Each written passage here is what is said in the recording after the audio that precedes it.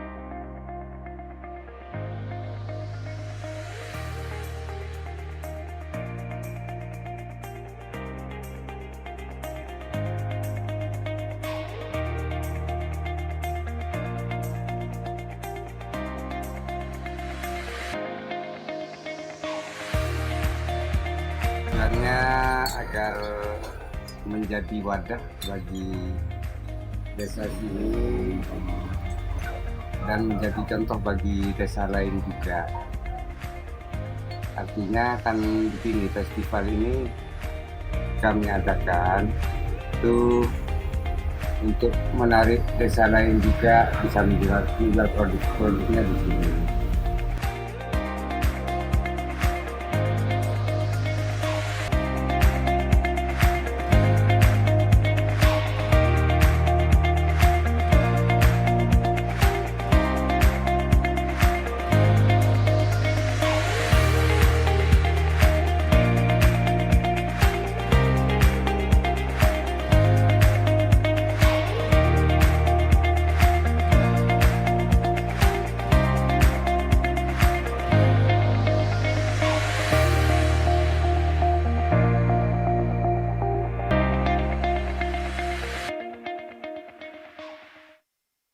Nah, itu tadi adalah salah satu video terkait dengan kegiatan yang telah dilakukan oleh mahasiswa di Universitas Gadjayana Malang.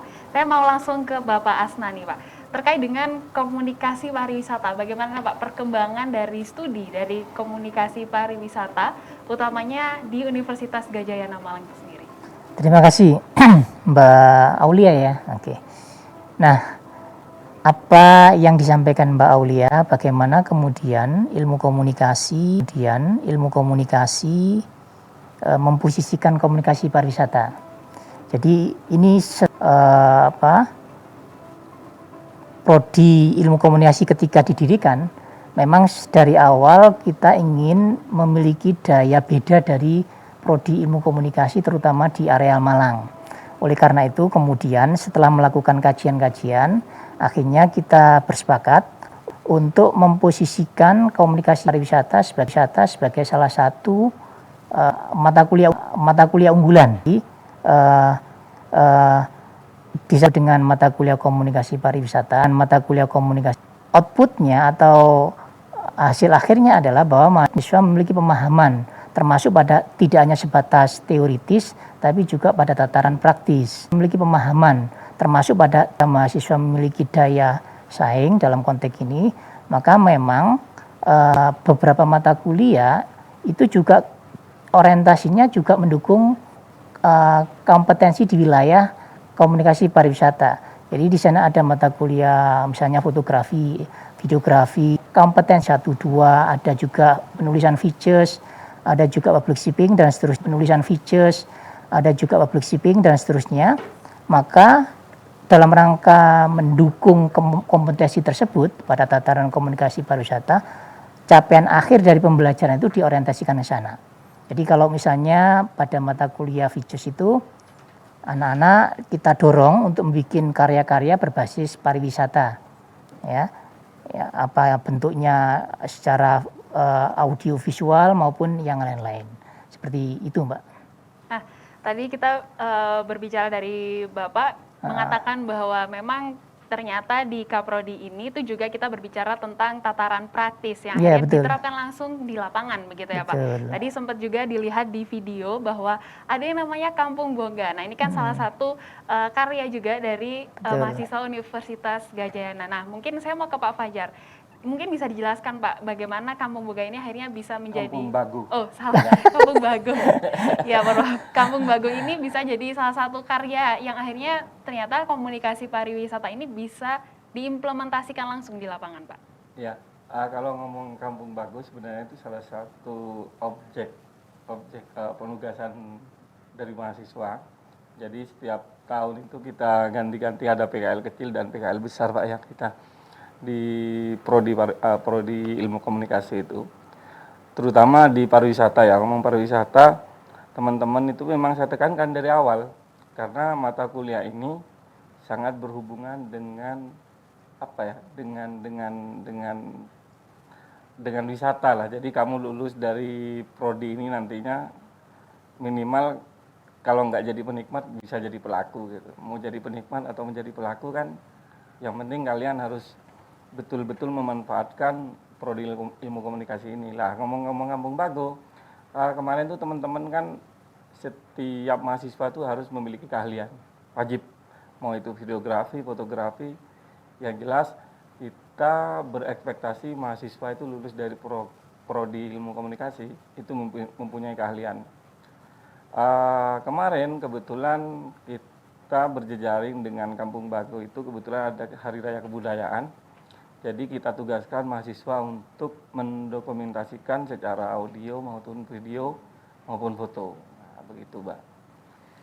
Umumnya di Malang ya, kalau ngomong Malang kita kan selain kota pendidikan kan adalah kota pariwisata juga. Makanya di sini ilmu komunikasi yang ada di Uniga minimal bisa andil dalam perkembangan pariwisata di Malang, gitu aja. Nah, tadi bicara tentang dari pelaku usaha dan juga akhirnya juga bisa jadi penikmat. Nah, di pelaku usaha ini Pak, apa yang bisa dikembangkan dalam sektor komunikasi di komunikasi pariwisata nantinya ketika mereka udah lulus Pak? Banyak. Ngomong pariwisata ini kan luas tuh Pak, jangkauannya luas. Mulai dari aksesibilitas dan lain sebagainya itu sangat luas. Contoh kecil kita mau ngambil misal karena di Ilkom itu karena memang di tataran komunikasi ya, kita mungkin ngambil mau jadi tour guide bisa, atau mau menjadi tukang videografi. Kalau sekarang kreatif tuh Pak, ada YouTube, ada Instagram dan lain sebagainya, teman-teman bisa bereksplorasi di situ kan. Terus mau ngambil di sisi yang lain juga, misalnya kayak kalau sekarang di Batu kita perkembangannya kan banyak sekali toh, mau wisata budaya, mau wisata buatan, mau wisata sejarah, kita bisa ngambil di situ gitu. Berarti ternyata banyak sekali ya Pak yang bisa diimplementasikan dari prodi ini. Nah, ke Pak Aslan dulu. Nah, berarti aspek dari komponen komunikasi pariwisata itu penting ya banget ya Pak, apalagi di era saat ini. Betul. Perannya itu sangat penting seperti apa Pak? Oke, tadi saya panggil Mas Fajar biasanya, bukan Pak Fajar. Jadi Mas Fajar sudah memberikan banyak hal atau menceritakan banyak hal tentang bagaimana sih peran komunikasi pariwisata terutama pada tataran ini calon-calon mahasiswa yang lulus ilmu komunikasi. Posisinya mereka harus seperti apa. Beberapa posisi sudah dijelaskan oleh Mas Fajar, mereka bisa menjadi tour guide ataupun bekerja di bidang media ya, yang turut andil di dalamnya itu. Nah, dalam konteks ini tentu saja untuk mensupport itu seperti yang tadi saya sampaikan di awal, kepedulian kita terutama untuk membangkitkan ya Mas Fajar ya, potensi pariwisata di tataran Malang memang beberapa selain yang tadi Mbak ya, sebenarnya mahasiswa juga melakukan beberapa hal ya, terutama pada saat kemarin di kampung apa itu Mas Fajar yang di itu atas itu? Yang di Bromo apa? Bukan, Kampung Cempluk ya. Oh ya, Cempluk. Nah, itu Kampung Cempluk itu juga karena ini terkendala pandemi ya, sehingga akhirnya kegiatan itu kan tidak bisa dilanjutkan. Tetap daring. Nah, sebelum pandemi kita juga hadir di sana. Kebetulan Mas Fajar ini juga menjadi pelaku ya Mas Fajar ya. Nah, di posisi inilah kita mencoba untuk mendorong mahasiswa dengan aspek teoritis yang dimiliki itu, kita mencoba membekali mental mereka. Bahwa ketika kamu terjun di dunia kerja, nanti situasinya seperti ini. Oleh karena itu, aspek mental itu juga harus dimiliki. Aspek kemampuan bertarung ya, kemampuan berkompetisi itu harus dimiliki oleh mahasiswa. Ya. Nah, oleh karena itu dalam beberapa hal memang kita libatkan mereka. Karena posisi pariwisata dalam konteks hari ini, terutama di Malang ya, mohon maaf, Batu, itu sudah tidak bisa dinafikan kembali. Peran pariwisata sangat luar biasa. Oleh karena itu sebagai sebuah kontribusi, kehadiran kita berupaya untuk mendorong ya, kalau memang itu menjadi bagian program pemerintah, kita insya Allah akan mensupport itu dengan kemampuan yang kita miliki. Salah satunya seperti yang disampaikan Mas Fajar tadi, termasuk Kampung Bagu, terus Kampung Cempluk itu Mas Fajar ya, terus UKM-UKM yang berbasis pariwisata itu juga coba kita dorong ke arah sana supaya mahasiswa tahu ini loh sebenarnya kondisi real di lapangan itu seperti ini. Kamu tidak hanya bisa berteori belaka, aspek praktisnya itu begini loh. Sehingga ketika nanti kamu terjun di lapangan, kamu sudah menjadi sosok atau menjadi seorang lulusan yang siap untuk bertarung di era kompetisi yang sangat luar biasa ini, Mbak. Nah, berarti emang peran pariwisata utamanya di era saat ini tuh penting, apalagi utamanya di Batu sebagai kota wisata. Nah, ya. Kita akan membahas lebih dalam lagi terkait dengan komunikasi pariwisata. Tetaplah bersama kami di Dialog Siang Wawasan Pendidikan.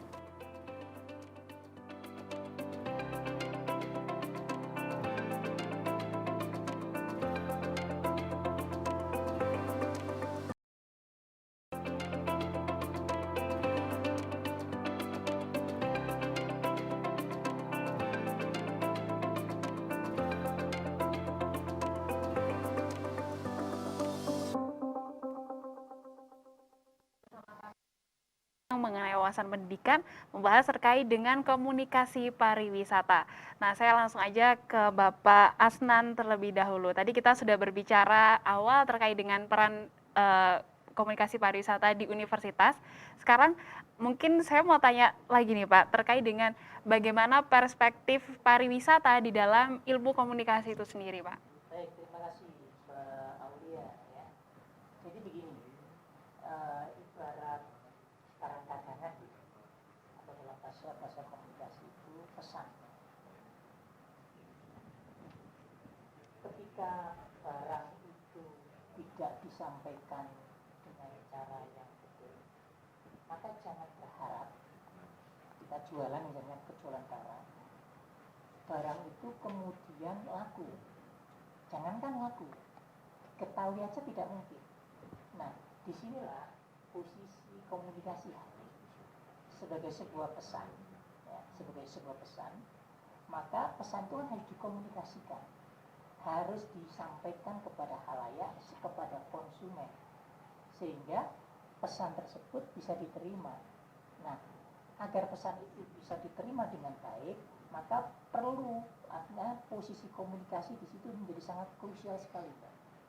Bagaimana pesan itu disampaikan, kemudian kita akan memilih menggunakan media apa yang kita pakai, sehingga pada gilirannya pesan itu bisa dipahami oleh komunikan atau mereka yang menerima pesan, termasuk respon apa yang akan muncul di sana. Nah, secara dasar teori kan begitu, komunikasi itu apa sih yang saya sampaikan itu. Nah, kaitannya dengan pariwisata, maka sebagai sebuah produk, maka sehebat apapun produk itu ketika ini tidak dikomunikasikan secara baik, secara benar, secara proporsional, maka produk menjadi tidak ada artinya. Oleh karena itu dalam konteks komunikasi pariwisata dibutuhkan di sana apakah media massanya juga betul, ataukah dalam tataran komunikasi antar pribadi untuk menyampaikan juga betul. Kita bicara misalnya seorang guide wisata ya, guide wisata. Ketika seorang guide tidak dibekali kemampuan berkomunikasi dengan baik, maka jangan berharap hasilnya juga akan baik. Ya kan? Sudah ngomong ke sana kemari, tapi kemudian apa yang disampaikan itu malah tidak menimbulkan respon positif dari konsumen, itu kan hasilnya juga tidak bermanfaat banget. Oleh karena itu, disinilah pentingnya posisi komunikasi hadir di sana. Paling tidak bagaimana pesan itu dikemas sebaik mungkin, kemudian nanti kita pilih media apa yang baik. Tentunya media yang kita pilih sesuai dengan tujuan, Mbak. Ya, sesuai dengan tujuan. Dalam konteks misalnya memasarkan pariwisata, kampung-kampung pariwisata seperti tadi Kampung Bagu itu, maka pilihannya adalah ini harusnya bagaimana? Apakah hanya sebatas mode-to-mode communication atau menggunakan komunikasi antar pribadi, atau memang memerlukan media? Dalam konteks hari ini kan tidak mungkin, Mbak, kita bisa lepas dari penggunaan media massa.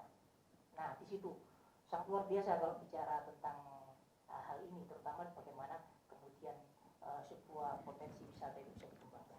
Iya, kalau bicara komunikasi tentunya ada pesan ya yang tadi Bapak sampaikan yang disampaikan. Nah, dalam proses penerimaan pesan itu Pak, ada interpretasi yang kemudian bisa berbeda antara apa yang ingin disampaikan oleh pengelola wisata dengan yang ditangkap oleh wisatawan. Nah, itu seperti apa Pak cara mengolahnya agar bisa seimbang antara tujuan dari wisata tersebut Pak? Oke, terima kasih Mbak Aulia. Jadi begini, agar respon yang dimunculkan sesuai dengan keinginan dari komunikator ya, kalau kita bicara secara teoritis itu, maka komunikator harus mampu mengemas pesan itu, mengkonstruksikan pesan itu sebaik mungkin.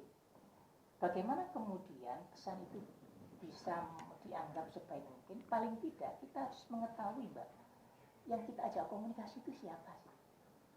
Ini harus kita pahami dulu. Karena sekali lagi, tujuan itu kan menentukan cara. Ya. Kalau tujuannya begini, berarti caranya harus begini.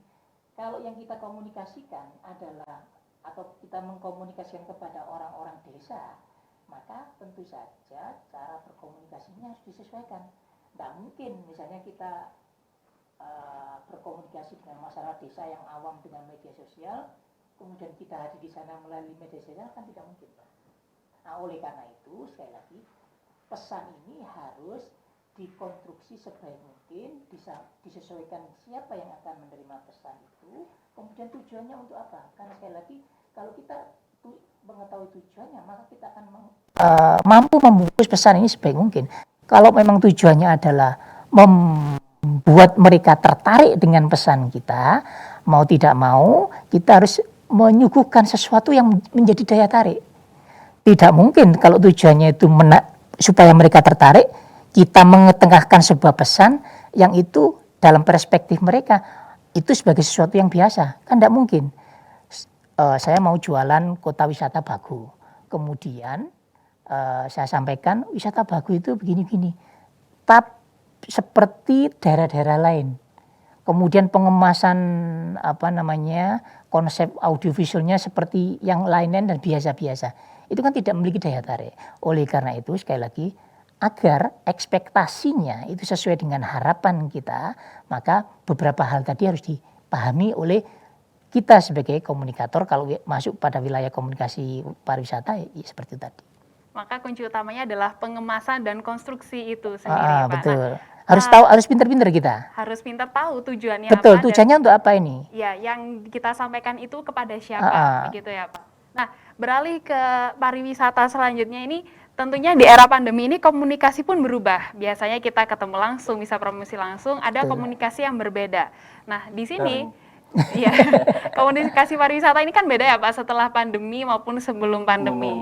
New normal, betul sekali. Pariwisata new normal. Nah, itu seperti apa Pak? Ya, tentunya sangat beda sekali ya. Dari sebelum pandemi dan pasca pandemi sampai hari ini kita masih PPKM loh Pak. Iya betul. Kemarin tadi malam masih baru diperpanjang, di Surat juga ditutup itu kan.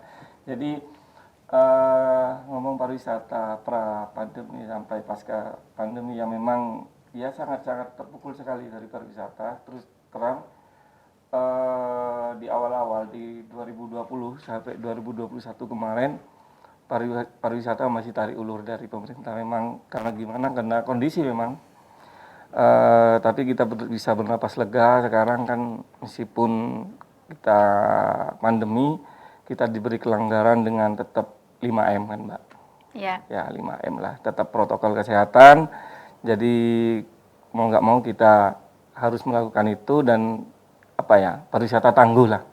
Jadi alhamdulillah kemarin Desember hingga Januari ini sudah mulai menggeliat, Batu kan sudah mulai macet toh. Berarti kan pariwisata sudah mulai menggeliat. Tentunya yang diharapkan hari ini teman-teman tetap harus mematuhi protokol kesehatan karena ini ada varian baru yang namanya Omikron kan. Apa-apa gitu. Jelas pariwisata hari ini bukan dipaksa bangkit, memang harus bangkit. Satu sisi kalau kita tetap tidak bergerak kan berbahaya juga nantinya kan dari sektor perekonomian. Tapi karena memang sudah ada prosedurnya yaitu patuh protokol kesehatan, jadi berangsur-angsur kita mulai bangkit dengan tentunya SOP yang berbeda. Kalau dulu mungkin bisa seenaknya kemana-mana, kalau sekarang kan harus pakai masker, rajin-rajin cuci tangan, karena memang virus ini tidak kelihatan kan. Jadi mau nggak mau kita harus mematuhi SOP dan tetap bergerak, semangat pariwisata itu aja sih. Ya, dan pariwisata sekarang tentunya nggak cuma dari wisatanya aja, tapi juga tetap mematuhi protokol kesehatan ya Pak. Agar semuanya juga tetap sehat, pariwisata pun nggak ditutup lagi seperti yang dulu. Nah, kita akan bahas lebih lanjut terkait dengan bagaimana strategi dari komunikasi pariwisata di era new normal. Tetaplah bersama kami di Wawasan Pendidikan.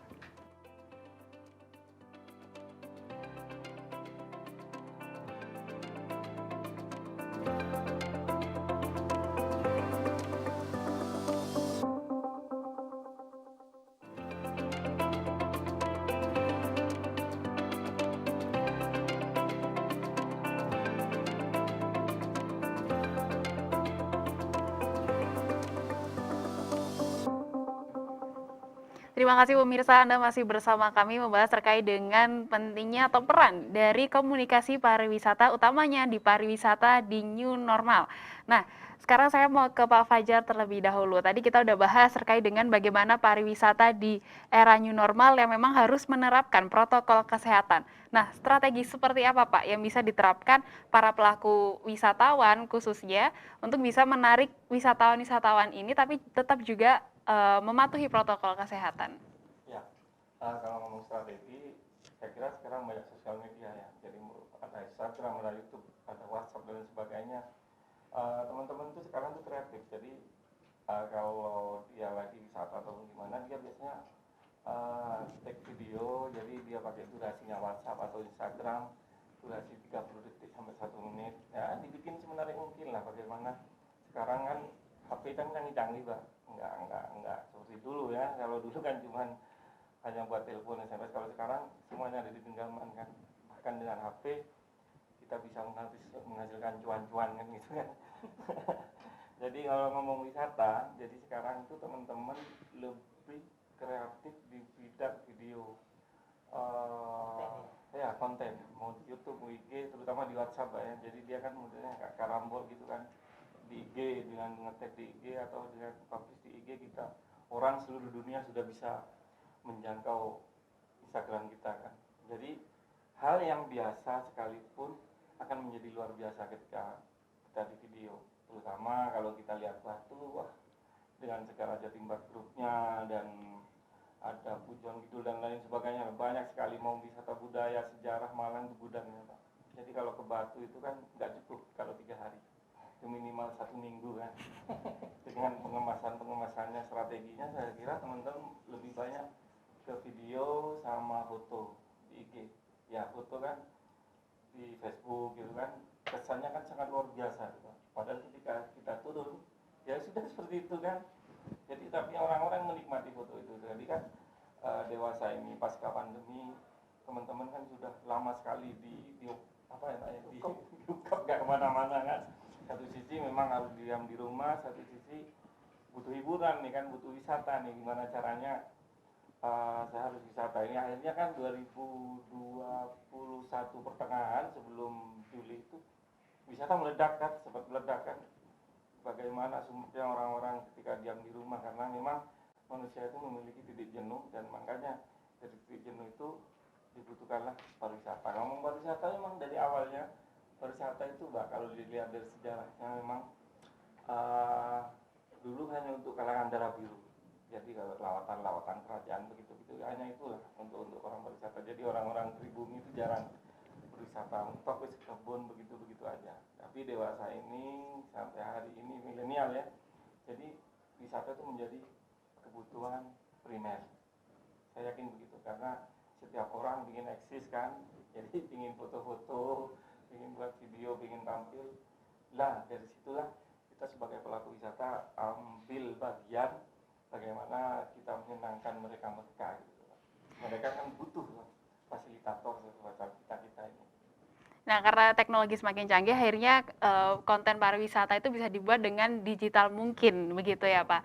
Nah, dari digitalisasi itu tentunya ada perubahan nih Pak, dari komunikasi pariwisata yang dulu dan yang sekarang yang sangat berbeda. Nah, dari Bapak sendiri, dari Pak Asna nih, seperti apa Pak melihat digitalisasi yang sangat berbeda dari komunikasi pariwisata ini Pak? Kalau dulu pas kita ngajar mahasiswa untuk menyampaikan sesuatu, itu kan cukup pakai pamflet ya, atau brosur atau spanduk. Kita masih menggunakan media-media tradisional. Dampaknya apa? Harus diakui bahwa ketercapaian dari harapan itu menjadi lebih kecil ketika dibandingkan masyarakat sudah menggunakan media sosial. Dulu kalau kita ingin ke Amerika Mbak ya, itu kan karena belum ada internet Mbak, belum ada internet, sehingga paling informasi itu hanya lewat media cetak, dan itu sangat terbatas banget. Pengetahuan yang kita peroleh pun juga sangat terbatas. Nah, dalam konteks hari ini perubahannya sudah sangat luar biasa sekali. Kalau kita ingin mengetahui wisata di daerah Batu misalnya ya, kalau dulu kan kalau kita tidak menerima brosur pamflet atau dari mall to mall itu kan sulit. Ini wisatanya di Dundio. Tapi hari ini, mohon maaf, saya teringat ya sebelum pandemi bergulir ya, sebelum tahun sekitar akhir tahun 2019 itu kan sempat viral Pak ya, di daerah kaki Gunung Penanggungan itu ya, yang iya, seperti Manduro ya, Manduro. Apa efeknya media sosial di sana?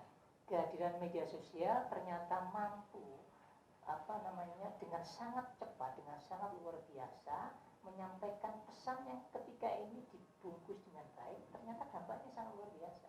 Nah, ini sekaligus menjadi tantangan buat kita. Sehingga dalam konteks hari ini kita selaku pengajar ya, selaku pengajar yang bergerak di wilayah program studi ilmu komunikasi, juga kita sesuai dengan perkembangan komunikasi massa dalam konteks hari ini. Sehingga seperti yang tadi disampaikan oleh Pak Fajar, mahasiswa memang mau tidak mau harus sudah akrab dengan kehadiran new media, ya, media baru yang tidak bisa kita nafikan posisinya.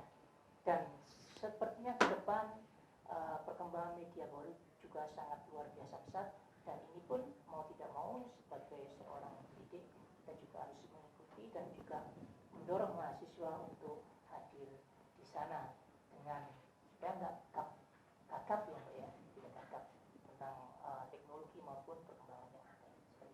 Nah, emang kalau bahas pariwisata ini tidak ada habisnya ya Pak ya, karena sangat luas, mulai dari anak kecil, terus orang tua, bahkan dari yang konven ke yang digital tuh begitu banyak yang akhirnya bisa menghibur orang-orang di tengah pandemi seperti ini. Nah, kita akan bahas lagi terkait dengan komunikasi pariwisata, tetaplah bersama kami di Dialog Siang Wawasan Pendidikan. Kami akan segera kembali.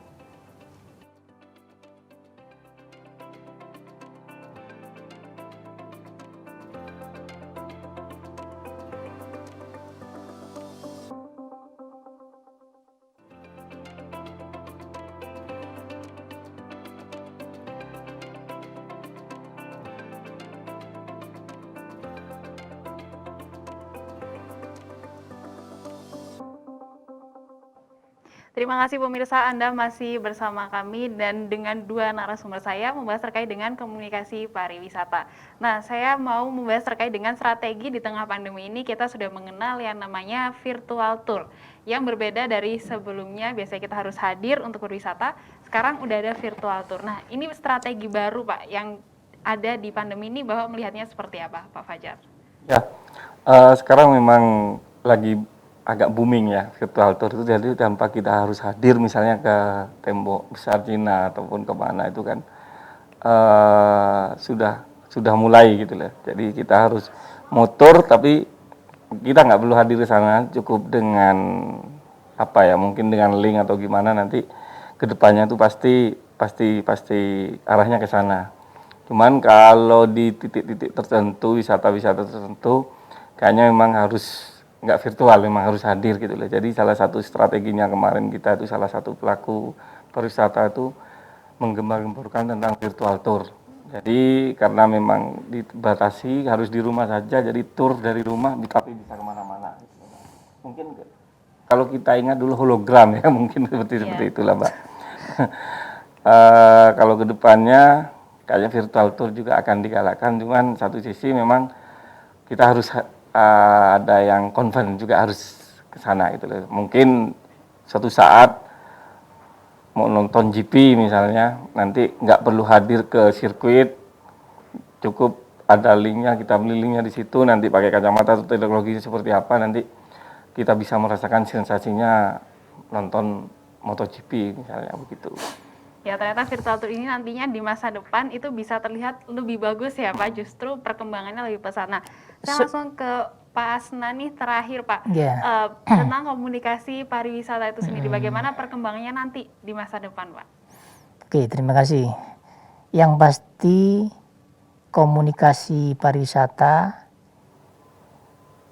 terutama dengan semakin pesatnya media, termasuk virtual tool tadi, itu sebuah keniscayaan Mbak, yang tidak mungkin kita elakkan. Oleh karena itu, saya sebagai seorang akademisi, mau tidak mau juga harus menyesuaikan dinamika yang sedang berkembang, termasuk dalam dunia pariwisata. Oleh karena itu, kalau dalam bahasa akademis pendidikan itu kan begini Mbak, kalau memang dunia sudah ngomong virtual tour, maka mau tidak mau capaian pembelajaran itu juga harus diarahkan ke sana. Karena ketika kita sudah menancapkan atau positioning kita adalah menjadikan komunikasi pariwisata sebagai diferensiasi dengan dibanding program studi ilmu komunikasi yang lain, maka mau tidak mau kita juga harus menyesuaikan dengan perkembangan yang ada tadi. Seperti itu. Baik, untuk Pak Fajar sendiri sebagai seorang akademisi sekaligus praktisi ya Pak, bagaimana nantinya di masa depan terkait dengan komunikasi pariwisata ini, apa lagi Pak yang perlu dikembangkan? Ya, yang jelas kita harus menyesuaikan zaman lah. Jadi orang-orang pariwisata itu harus menyesuaikan zaman dan luas gitu loh. Kalau kita kemarin 4.0, kalau sekarang kan 5.0. Jadi gimana yang jelas tentang sosial media dan lain sebagainya itu betapa dasarnya kita manfaatkan betul-betul, dan saya yakin pariwisata pasti bangkit, gitu aja. Pariwisata pasti bangkit. Saya ucapkan terima kasih kepada Pak Asna dan Pak Fajar terkait dengan pembahasan sama-sama ini yang Mbak begitu luas. Aulia. Semoga nantinya pariwisata di Indonesia, khususnya di Kota Batu, bisa bangkit utamanya di era pandemi COVID-19. Nah pemirsa, itu tadi terakhir terkait dengan dialog siang hari ini. Saya Aulia pamit undur diri. Terima kasih dan sampai jumpa.